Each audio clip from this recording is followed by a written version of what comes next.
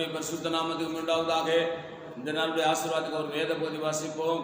அது என்னாகும் 18ஆம் அதிகாரம் 20ஆம் வசனம்.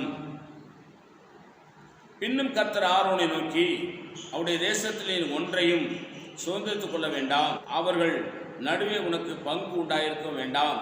இஸ்ரவேல் புத்திரர் நடுவிலே நானே உன் பங்கும் உன் சுதந்திரமாய் இருக்கிறேன் என்றார். அல்லேலூயா. ஆண்டவராகிய இயேசுநாதருக்கு ஊழியம் செய்கிற கர்த்தருடைய ஊழியக்காரர்களுக்கு, அவருடைய குடும்பங்களுக்கு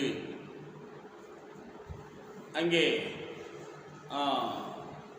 யோசுவா மூலமாக தேசத்திலே பங்கு பிரித்து கொடுக்கப்பட்டதை போல லேவியருக்கு பங்கு இல்லை. இந்த பூமியிலே லேவியருக்கு பங்கு இல்லை. லேவியருக்கு சொத்து சுகம் ஆஸ்தி இல்லை.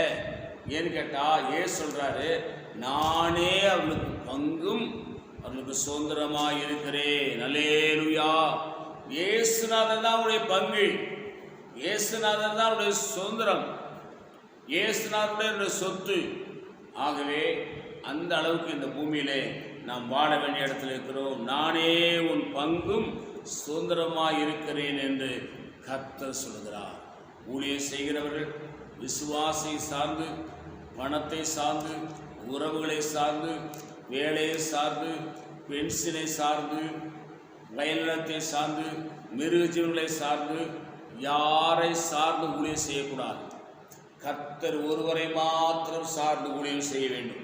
அதுதான் அவருடைய சுதந்திரம் என்று எழுதப்பட்டிருக்கிறது. அதுதான் அவருடைய ஆசீர்வாதம் என்று எழுதப்பட்டிருக்கிறது. நானே உன் பங்கும் சுதந்திரமாக இருக்கிறேன் என்று கர்த்தர் சொல்கிறார். அல்லேலூயா. நான் உங்களுக்கு ஜெபிக்கிறேன். பரிசுத்த பிதாவே, எங்களோடு பேசின இந்த நல்ல வார்த்தைகளுக்காக ஸ்தோத்திரம். இந்த வார்த்தை என்னுடைய எங்களை ஆசீர்வதியும். இயேசு நாமத்தில் வேண்டிக் கொள்கிறோம் பிதாவே. ஆமேன். God bless. கர்த்தர் உங்களை ஆசீர்வதிப்பாராக.